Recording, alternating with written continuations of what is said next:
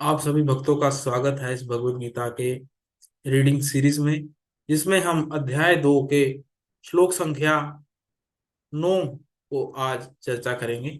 उसके आगे के श्लोकों को भी देखने का प्रयास करेंगे। उसके पहले हम सभी का स्वागत करते हैं जो भक्तगण यहाँ पर उपस्थित हुए हैं अपना बहुमूल्य समय निकालकर भगवत गीता को श्रवण करने के लिए। तो संजय यहाँ पर कहते हैं, एवं मुक्त्वा ऋषिकेशम गुणाकेशम परन्तपः नात्योत इति गोविंदम मुक्त्वा तृष्णि भूभः।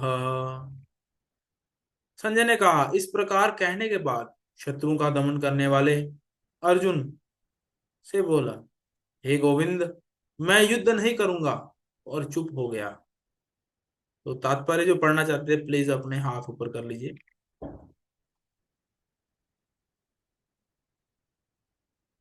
हरे कृष्णा।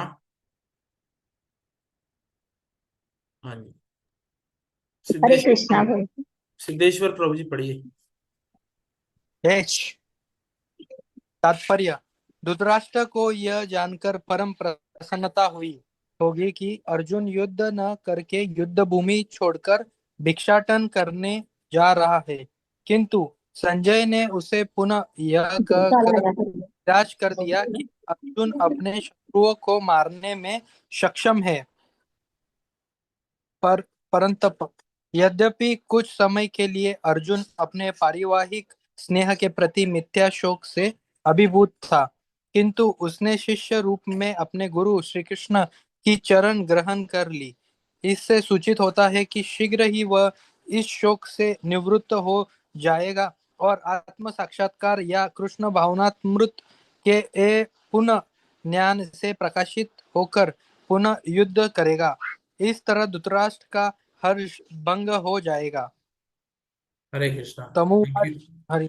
Thank you Prabhu ji. यहाँ पर संजय धृतराष्ट्र को बोल रहे हैं कि अर्जुन ने क्या किया। गोविंद को कहा, कह दिया लास्ट में कि मैं युद्ध नहीं करूंगा, और पूरी तरह से शांत हो गया अर्जुन। तो जो कि शत्रुओं का दमन करने वाला है अर्जुन, जो कि शिव जी के साथ भी युद्ध करने में सक्षम अर्जुन इतना महारथी है, जो कि शत्रुओं को इजीली मार सकते हैं, पर फिर भी वो ये बोल रहे हैं भगवान को कि हे गोविंद, मैं युद्ध नहीं करूंगा, पूरी तरह से शांत हो जाते हैं। तो ये सुन के धृतराष्ट्र को तो प्रसन्नता हुई होगी कि अभी जो अर्जुन है वो युद्ध भूमि छोड़ के चला जाएगा तो ये युद्ध ही समाप्त हो जाएगा। तो अर्जुन को यहाँ पर कहा गया है परंतपः, यानी शत्रुओं का दमन करने वाले। तो धृतराष्ट्र तो अंदर अंदर खुश हो रहा है इस बात को सुन के कि युद्ध नहीं करना जा रहा अर्जुन। पर यद्यपि अर्जुन ने पारिवारिक स्नेह को अनुभूत किया है, उसके अनुभूति की है, पर उसने एक और भी चीज की है कि शिष्यत्व स्वीकार किया है भगवान श्री कृष्ण का। और जो भगवान श्री कृष्ण का शिष्यत्व स्वीकार कर लेता है, भगवान की शरण में चला जाता है, तो भगवान उसको सारी चीजें आत्म साक्षात्कार और कृष्ण भावनामृत में पूरी तरह से प्रकाशित कर देते हैं। तो इससे जो है धृतराष्ट्र का हर्ष भंग हो जाएगा। आगे के श्लोक को देखते हैं 2.9 को।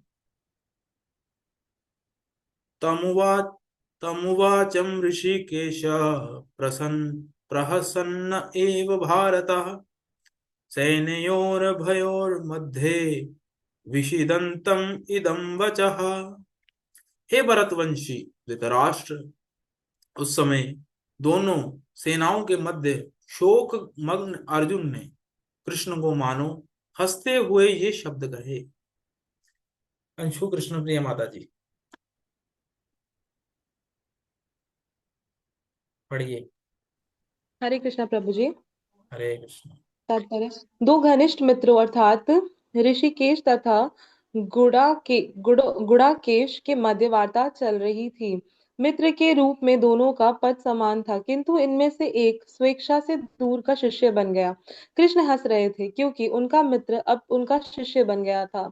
सबों के स्वामी होने के कारण वे सदैव श्रेष्ठ पद पर रहते हैं, तो भी भगवान अपने भक्तों के लिए सखा पुत्र या प्रेमी बनना स्वीकार करते हैं, किंतु जब उन्हें गुरु रूप में अंगीकार कर लिया गया तो उन्होंने तुरंत गुरु की भूमिका निभाने के लिए शिष्य से गुरु की भांति गंभीरता पूर्वक की ज- बातें की जैसा कि अपेक्षित है। ऐसा प्रतीत होता है कि गुरु तथा शिष्य की यह वार्ता दोनों सेनाओं की उपस्थिति में हुई, जिससे सारे लोग लाभान्वित हुए। अतः भगवत गीता का संवाद किसी एक व्यक्ति, समाज या जाति के लिए नहीं, अपितु सबों के लिए है, और सुनने के लिए शत्रु या मित्र समान रूप से अधिकारी है। हरे कृष्णा। थैंक यू माता जी। हरे कृष्ण।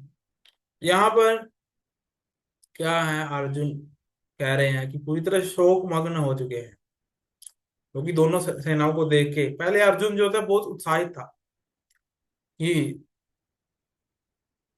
हे अच्युत, सेनयोर भयोर मध्ये रथम स्थापितम मैं अच्युतः, कि दोनों सेनाओं के मध्य में मेरा रथ ले जाओ। तो वही है यहाँ पर, क्या करते हैं, सेनयोर भयोर मध्ये विषिदंतम इदम वचः। क्या हो जाता है यहाँ पे, वो कह रहे, पहले तो वो ऑर्डर दे रहे थे भगवान को कि सेंटर में ले जाइए दोनों के, मैं देखूं कौन मेरे से युद्ध करने आया, कौन मेरे पक्ष में है, कौन मेरे विपक्ष में है। पर अभी उसके बाद क्या होता है, सभी को देखने के बाद अर्जुन शोक मग्न हो जाते हैं। सेनयोर भयोर मध्य विषिदंतम इदम वचः, तो पूरी तरह शोक मग्न हो जाते हैं अर्जुन। यहाँ पर प्रभुपाद जी तात्पर्य में कह रहे हैं कि दो मित्र हैं, उनमें पूरी तरह से घनिष्ठता है। एक का नाम अर्थात ऋषिकेश तथा गूढ़ाकेश के मध्य ये वार्ता चल रही है भगवत गीता। तो लास्ट की लाइन में प्रभुपाद जी बहुत अच्छी बात कह रहे हैं कि ये भगवत गीता का संवाद जो है, एक व्यक्ति के लिए या एक समाज के लिए या किसी एक धर्म के लिए या एक किसी पंथ के लिए नहीं है, ये सबों के लिए है। मित्र और शत्रु के लिए है, वानप्रस्थ और गृहस्थ के लिए, सन्यासी और ब्रह्मचारी, सभी के लिए ये समान रूप से अधिकारी हैं, चाहे वो कोई भी वर्ण का हो, ब्राह्मण क्षत्रिय वैश्य शूद्र, किसी भी वर्ण में हो, किसी भी आश्रम में हो, कोई भी कार्य करता हो, कोई भी देश काल परिस्थिति में हो, उन सभी के लिए ये जो है भगवत गीता का उपदेश भगवान अर्जुन को माध्यम से हम सबको देते हैं कि हमें समझना चाहिए कैसे हमें अपनी लाइफ जीनी है और कैसे धर्म संकट वाली परिस्थिति में अपने आप को भगवान के वचनों के अनुसार कैसे निकालना है।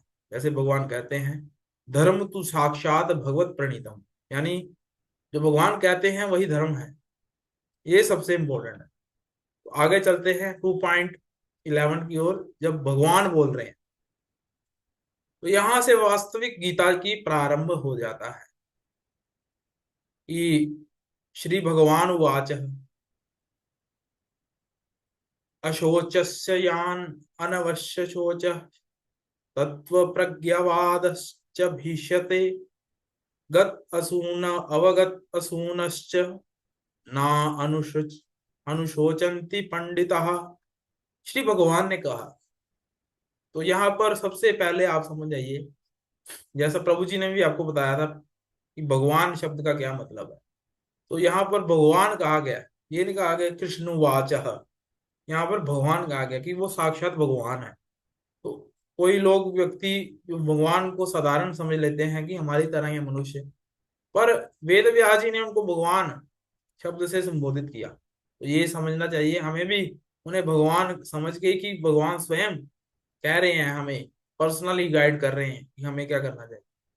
तुम पंडित्य पूर्ण वचन कहते हो, उनके लिए शोक कर रहे हो तो शोक करने के योग्य नहीं है। जो विद्वान होते हैं वह ना तो जीवित के लिए ना ही मृत्यु के लिए शोक करते हैं। हरे कृष्णा। राघव कृष्ण प्रभु जी पढ़िए। हरे कृष्णा प्रभु जी, दंडवत प्रणाम। जगत गुरु श्रील प्रभुपाद की जय। ने तत्काल गुरु का पद संभाला और अपने शिष्य को अप्रत्यक्षतः मूर्ख कहकर डांटा। उन्होंने कहा, तुम विद्वान की तरह बातें करते हो, किंतु तुम यह नहीं जानते कि जो विद्वान होता है, अर्थात जो यह जानता है कि शरीर तथा आत्मा क्या है, वह किसी भी अवस्था में शरीर के लिए, चाहे वह जीवित हो या मृत, शोक नहीं करता। अगले अध्याय से यह स्पष्ट हो जाएगा कि ज्ञान का अर्थ पदार्थ तथा आत्मा एवं इन दोनों के नियामक को जानना है। अर्जुन का तर्क था कि राजनीति या समाज नीति की अपेक्षा धर्म को अधिक महत्व मिलना चाहिए, किंतु उसे यह ज्ञात न था कि पदार्थ, आत्मा तथा परमेश्वर का ज्ञान धार्मिक सूत्रों से भी अधिक महत्वपूर्ण है। और चूंकि उसमें इस ज्ञान का अभाव था, अतः उसे विद्वान नहीं बनना चाहिए था। और चूंकि वह अध्यात्म अत्यधिक विद्वान नहीं था, इसीलिए वह शोक की सर्वथा अयोग्य वस्तु के लिए शोक कर रहा था। यह शरीर जन्मता है और आज या कल इसका विनाश निश्चित है। अतः शरीर उतना महत्वपूर्ण नहीं है जितना कि आत्मा है। जो इस तथ्य को जानता है वही असली विद्वान है, और उसके लिए शोक का कोई कारण नहीं हो सकता है। हरे कृष्णा प्रभु जी। हरे कृष्णा। थैंक यू प्रभु जी। तो यहाँ पर भगवान फटकार लगा रहे हैं अर्जुन को इस श्लोक में 2.11 में, जैसे गुरु वास्तविकता में करते हैं। यहाँ हमारा कोई प्रिय हो, वो हमें फटकारता है कि तुम गलत मार्ग पे जा रहे हो, हमें लानतें देते हैं, हमें बुरा अच्छा नहीं लगता कि वो हमारे लिए बुरा भी बोल रहा है, क्योंकि हमें आदत है अच्छा अच्छा सुनने की कि हम सबसे महान हैं, हमारी हर तरफ प्रशंसा हो, हमारा यशोगान हो, हमारी जय जयकार हो। पर जो गुरु है, वास्तविक गुरु, वो डांट फटकार लगाते हैं। वैसे ही भगवान को जब अर्जुन ने गुरु में रूप में स्वीकार किया, तो पांडित्यपूर्ण वचन को अर्जुन के जो कह रहे थे, भगवान ने कहा कि तुम पांडित्य पूर्ण वचन तो कह रहे हो, पर ये वास्तविकता में पूरी तरह से सही नहीं है जो तुम कह रहे हो। विद्वानों की तरह बातें तो कर रहे हो कि ये मर गए तो सुख कैसे भोगूंगा, ये नहीं होंगे तो किनके साथ मैं किसको दिखाऊंगा कि मेरा राजपाट है। तो जो विद्वान होते हैं, भगवान कह रहे हैं कि विद्वान होते हैं जो वो जीवित और मृत्यु के लिए शोक नहीं करते, दोनों परिस्थिति में एक जैसे रहते हैं, क्योंकि उसको आत्मा का ज्ञान होता है। तो यहाँ से भगवान शुरुआत करते हैं आत्मा के ज्ञान की। सबसे बेसिक नॉलेज जो है आत्मा का ज्ञान, कि मैं शरीर नहीं हूँ, आत्मा हूँ। सारे धार्मिक सूत्रों में यह महत्वपूर्ण है। और ये शरीर बार बार जन्मता है, बार बार इसका विनाश होता है, परंतु आत्मा जो है वो नित्य है, शाश्वत है, अजन्मा है। तो इसका शोक करने का कोई कारण ही नहीं रह जाता। अगले श्लोक की ओर चलते हैं, 2.12 की ओर। ना तु एव अहम जातु ना असाम असाम न त्वाम नेमे जनाधिप न च एवानि भविष्यन्तम सर्वयेम अतः परम। ऐसा कभी नहीं हुआ कि मैं ना रहा हूं और ना तुम रहे हो, अथवा ये समस्त राजा ना रहे, और ऐसा ना ऐसा है कि भविष्य में हम लोग नहीं रहेंगे। पावनी माता जी पढ़िए। जी हरे कृष्ण प्रभु जी दंडवत प्रणाम। हरे कृष्णा हरे कृष्णा। तात्पर्य बाय श्रील प्रभुपाद जी। श्रील प्रभुपाद की जय। वेदों में कठोपनिषद में तथा श्वेतर उपनिषद में भी कहा गया है, जो भगवान असंख्य जीवों के कर्म तथा कर्म फल के अनुसार उनकी अपनी अपनी परिस्थितियों में पालक हैं, वही भगवान अंश रूप में हर जीव के हृदय में वास कर रहे हैं।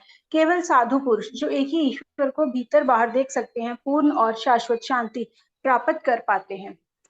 नित्यो नित्यानां चेतना नाम एको बहुनाम यो विदति कामान तमात्मस्थम येनुपश्यन्ति धीरास्तेषां शांति शाश्वती नेतेरेषां। कठोपनिषद। जो वैदिक ज्ञान अर्जुन को प्रदान किया गया, वही विश्व के उन पुरुषों को प्रदान किया जाता है जो विद्वान होने का दावा तो करते हैं, किंतु जिनकी ज्ञान राशि न्यून है। भगवान ये स्पष्ट कहते हैं, वे स्वयं अर्जुन तथा युद्ध भूमि में एकत्र सारे राजा शाश्वत प्राणी हैं, और इन जीवों की बद्ध तथा मुक्त अवस्थाओं में भगवान ही एकमात्र उनके पालक हैं। भगवान परम पुरुष हैं तथा भगवान के चिर संगी अर्जुन एवं वहां पर एकत्र सारे राजगण शाश्वत पुरुष हैं। ऐसा नहीं कि भूतकाल में प्राणियों के रूप अलग अलग उपस्थित नहीं थे, और ऐसा भी नहीं है कि वे शाश्वत पुरुष बने नहीं रहेंगे। उनका अस्तित्व भूतकाल में था, भविष्य में भी निर्बोध रूप से बना रहेगा। अतः किसी के लिए शोक करने की कोई बात नहीं है। हरे कृष्ण। आगे कोई पढ़ना चाहेगा अच्छा, यहाँ से? मैं पढ़ देती हूँ परिचय। ये मायावादी सिद्धांत कि मुक्ति के बाद आत्मा माया के आवरण से पृथक होकर निराकार ब्रह्म में लीन हो जाएगा और अपना अस्तित्व खो देगा, यहाँ परम अधिकारी भगवान कृष्ण द्वारा पुष्ट नहीं हो पाता। ना ही इस सिद्धांत का समर्थन हो पाता है कि बद्ध में ही हम अस्तित्व का चिंतन करते हैं। यहाँ पर कृष्ण स्पष्टता कहते हैं कि भगवान तथा अन्यों का अस्तित्व भविष्य में भी अक्षुण्ण रहेगा, जिसकी पुष्टि उपनिषदों द्वारा भी होती है। कृष्ण का ये कथन प्रमाणिक है, क्योंकि कृष्ण मायावश नहीं है। यदि अस्तित्व तथ्य ना होता तो फिर कृष्ण इतना बल क्यों देते, और वह भी भविष्य के लिए। मायावादी ये तर्क कर सकते हैं कि कृष्ण द्वारा कथित अस्तित्व आध्यात्मिक ना होकर भौतिक है। यदि हम इस तर्क को कि अस्तित्व भौतिक होता है स्वीकार कर भी लें, फिर कोई कृष्ण के अस्तित्व को किस प्रकार पहचानेगा। कृष्ण भूतकाल में भी अपने अस्तित्व की पुष्टि करते हैं और भविष्य में भी अपने अस्तित्व की पुष्टि करते हैं। उन्होंने अपने अस्तित्व की पुष्टि कई प्रकार से की है और निराकार ब्रह्म उनके अधीन घोषित किया जा चुका है। कृष्ण सदा सर्वदा अपना अस्तित्व बनाए रहे हैं। यदि उन्हें सामान्य चेतना वाले सामान्य व्यक्ति के रूप में माना जाता है तो प्रमाणिक शास्त्र के रूप में उनकी भगवद गीता की कोई महत्ता नहीं होगी। एक सामान्य व्यक्ति मनुष्य के 4 अवगुणों के कारण श्रवण करने योग्य शिक्षा देने में असमर्थ रहता है। गीता ऐसे साहित्य से ऊपर है। कोई भी संसारी ग्रंथ गीता की तुलना नहीं कर सकता। श्री कृष्ण को सामान्य व्यक्ति मान लेने पर गीता की सारी महत्ता जाती रहती है। मायावादियों का तर्क है कि इस श्लोक में वर्णित द्वैत लौकिक है और शरीर के लिए प्रयुक्त हुआ है, किंतु इसके पहले वाले श्लोक में ऐसी ध्यात्म बुद्धि की निंदा की गई है। एक बार जीवों को ध्यात्म बुद्धि की निंदा करने के बाद ये कैसे संभव है कि कृष्ण पुनः शरीर पर उसी वक्तव्य को दोहराते। अतः यह अस्तित्व आध्यात्मिक आधार पर स्थापित है और इसकी पुष्टि रामानुजाचार्य तथा अन्य आचार्यों ने भी की है। गीता में कई स्थलों पर इसका उल्लेख है कि यह आध्यात्मिक अस्तित्व केवल भगवत भक्तों द्वारा गया है। जो लोग भगवान कृष्ण का विरोध करते हैं उनकी इस महान साहित्य तक पहुंच नहीं हो पाती। अब भक्तों द्वारा गीता के उपदेशों को समझने का प्रयास मधुमक्खी द्वारा मधु पात्र चाटने के सदृश है। पात्र को खोले बिना मधु को नहीं चखा जा सकता। इसी प्रकार भगवत गीता की रहस्यवाद को केवल भक्त ही समझ सकते हैं, अन्य कोई नहीं। जैसे कि इसके 4th अध्याय में कहा गया है, ना ही गीता का स्पर्श ऐसे लोग कर पाते हैं जो भगवान के अस्तित्व का ही विरोध करते हैं। अतः मायावादियों द्वारा गीता की व्याख्या मानो समग्र सत्य का सरासर भ्रामक निरूपण है। भगवान चैतन्य ने मायावादियों द्वारा की गई गीता की व्याख्याओं को पढ़ने का निषेध किया है और चेतावनी दी है कि जो कोई ऐसे मायावादी दर्शन ग्रहण करता है वह गीता के वास्तविक रहस्य को समझ पाने में असमर्थ रहता है। यदि अस्तित्व का अभिप्राय अनुभव गाम्य ब्रह्मांड से हो तो भगवान द्वारा उपदेश देने की कोई आवश्यकता ही नहीं थी। आत्मा तथा परमात्मा का द्वैत शाश्वत तथ्य है और इसकी पुष्टि वेदों द्वारा होती है, जैसा कि ऊपर कहा जा चुका है। Hare Hare Krishna. Krishna. Thank you so much Maharaj. यहाँ पर प्रभुपाद जी इतना बड़ा तात्पर्य क्यों लिख रहे हैं, इसके पीछे भी एक बहुत गहन सत्य है। भगवान यहाँ पर स्थापित कर रहे हैं कि ऐसा कभी नहीं हुआ है कि तुम ना रहे हो, मैं ना रहा हूं और ये समस्त राजा ना रहे। यानी भगवान यहाँ पर बात कर रहे हैं शरीरों की नहीं, आत्मा की। भविष्य में भी हम रहेंगे, क्योंकि आत्मा क्या है, नित्य है, शाश्वत है, अविनाशी है, वो कभी नहीं खत्म होती। भगवान जैसे श्वास लेते हैं महाविष्णु के रूप में, ये भौतिक जगत जो है अपनी भगवान के उदर से बाहर निकल के अपने अस्तित्व में आता है। और जब भगवान अपनी श्वास अंदर खींचते हैं तो ये सारा उनके गर्भ में चला जाता है महाविष्णु में। तो ये ऐसी लीला है, ये कई हजारों वर्षों से चलती आ रही है और ऐसी चलती रहेगी। तो यहाँ पर प्रभुपाद जी स्थापित कर रहे हैं कि जो मायावादी लोग कह रहे हैं बार बार, कि वो भी अपने ढंग से इस श्लोक की अलग ही व्याख्या करते हैं कि भगवान जो है कृष्ण नहीं है, वो माया के अधीन आ गए तो वो भगवान नहीं है। ब्रह्म जो है कभी माया के अधीन नहीं आता।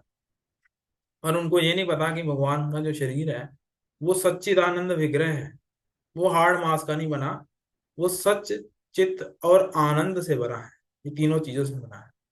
भगवान बार बार अर्जुन को ये स्पष्ट कर रहे हैं कि ये सारे जो शाश्वत प्राणी हैं और ये कभी नहीं मरेंगे, तो तुम अपना कर्तव्य मत भूलो, युद्ध करो। बार बार अर्जुन को ये याद दिला रहे हैं।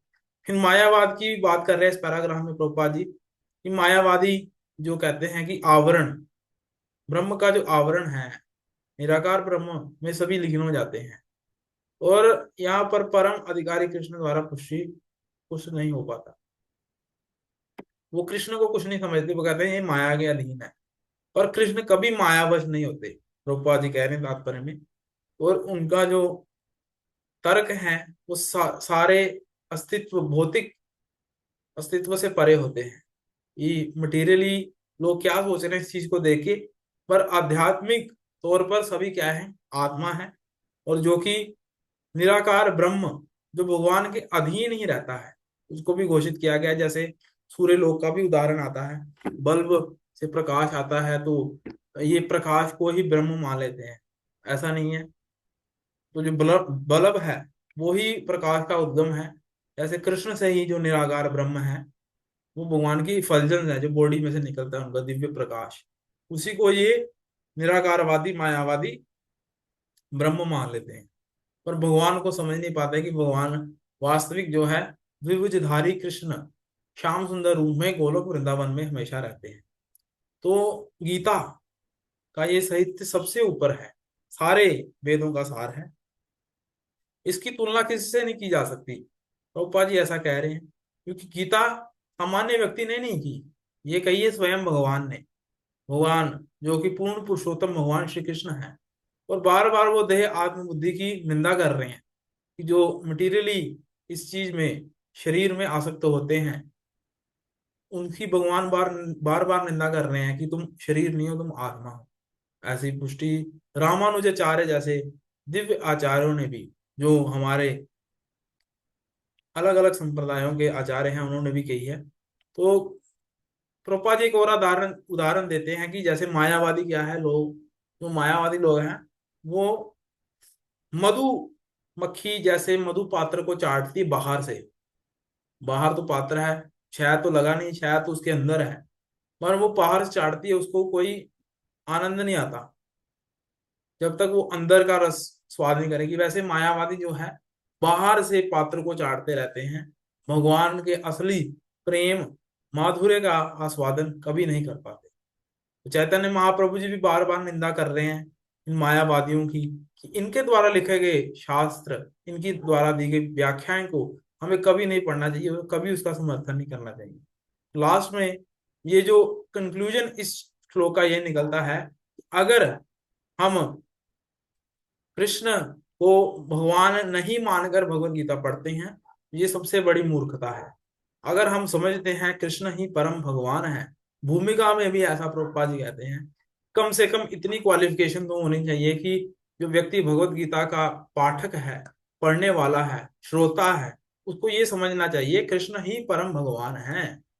तो उसके बिना गति नहीं होगी, समझ नहीं आएगा कि भगवत गीता में भगवान क्या कह रहे हैं, अगर हम भगवान को भगवान ही नहीं समझेंगे तो। आज हम यहीं पर विश्राम करते हैं आज के इस सत्र को। कल पुनः मिलेंगे दूसरे अध्याय के 13वें श्लोक में, जिसमें भगवान बहुत अच्छी बात कह रहे हैं। देहिनो अस्मिन् यथा देहे कौमारं यौवनं जरा तथा देहांतर प्राप्ति धीरस्तत्र न मुह्यति। तो क्या कह रहे हैं इसको हम समझेंगे कल। तो कल आशा है कि आप सभी आएंगे सेशन को सुनने के लिए, और रीडिंग अच्छे से करेंगे, भगवत गीता की हेयरिंग करेंगे अच्छे से। अगर किसी का कोई प्रश्न है इस आज जो हमने पढ़ा उसके रिलेटेड, तो आप पूछ सकते हैं। हरे कृष्णा। हरे कृष्ण प्रभु जी। हरे कृष्णा। प्रभु जी, इसमें जैसे वो द्वैत तथ्य आया है ना, द्वैत और अद्वैत, वो आप एक बार दोबारा थोड़ा बता देना। जैसे अद्वैत का मतलब होता है कि दो नहीं है, एक ही है। और द्वैत का मतलब होता है कि दो है। मतलब आप समझ सकते हैं, अद्वैत कह रहे हैं कि दोनों चीजें एक हैं, भगवान और मनुष्य जो है सभी एक हैं, सभी एक से आ रहे हैं। पर द्वैत होते हैं, दो सिद्धांत है, मतलब भगवान अलग है और आत्मा जो है अलग है। दो प्रकार के सिद्धांतों का वर्णन हमें देखने को मिलता है शास्त्रों में भी और अलग अलग आचार्यों से भी, जिसमें कहा जाता है कि कई लोग कहते हैं कि हम ब्रह्म से आए हैं, अहम ब्रह्मास्मि। तो ऐसा तो नहीं है, हम ब्रह्म है ही नहीं, हम तो भगवान के एक अंश मात्र हैं। कैसे अंश मात्र हैं? भगवान जैसे ज्ञान का सागर है, प्रेम का सागर है, माधुर्य का सागर है, पर हम उस सागर की एक बूंद हैं। द्वैत और अद्वैत का भाव, तो ये अद्वैत हो गया कि दोनों एक हैं, परमात्मा और आत्मा एक है। लोग कहते हैं ना, जो मायावादी लोग हैं वो ये कहते हैं आत्मा परमात्मा एक है। पर हम क्या परमात्मा है? हमें क्या सारी चीजों की नॉलेज है? परमात्मा को तो सारी चीजों की नॉलेज है। वो तो अंतर्यामी रूप में सभी के हृदय में वास कर रहे हैं।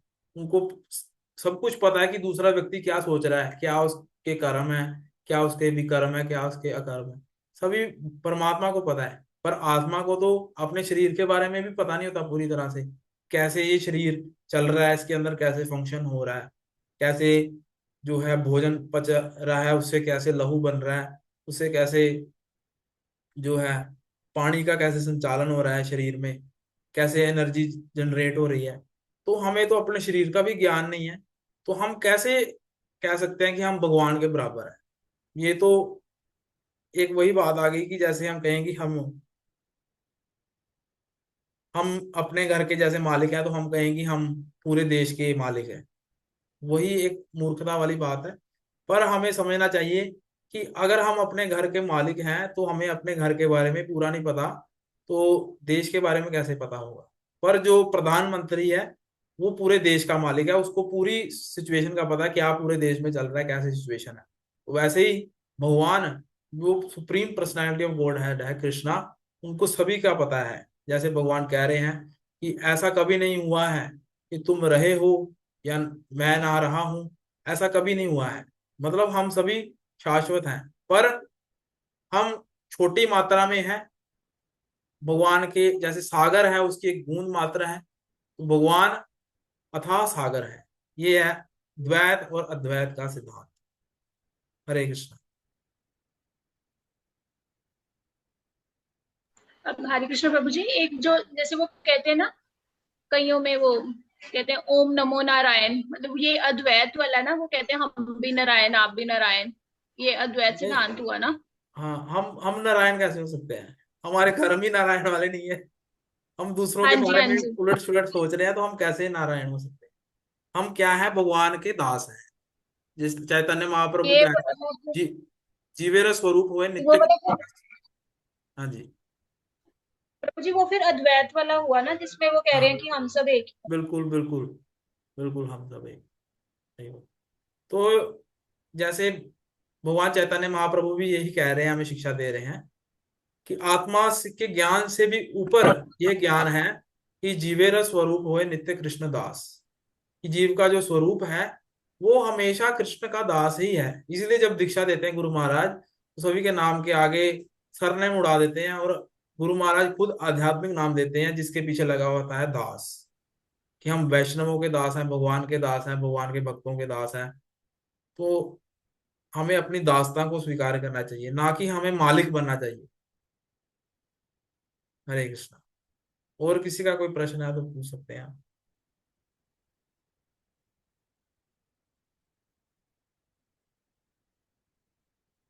तो हम यहीं पर विश्राम करते हैं आज के सेशन को।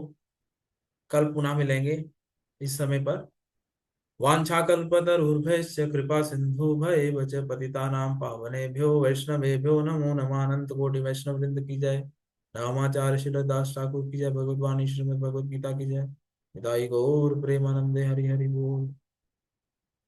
हरे कृष्णा कृष्ण कृष्ण हरे हरे, हरे राम राम राम हरे हरे। सभी का बहुत बहुत धन्यवाद आज के सेशन में आने के लिए।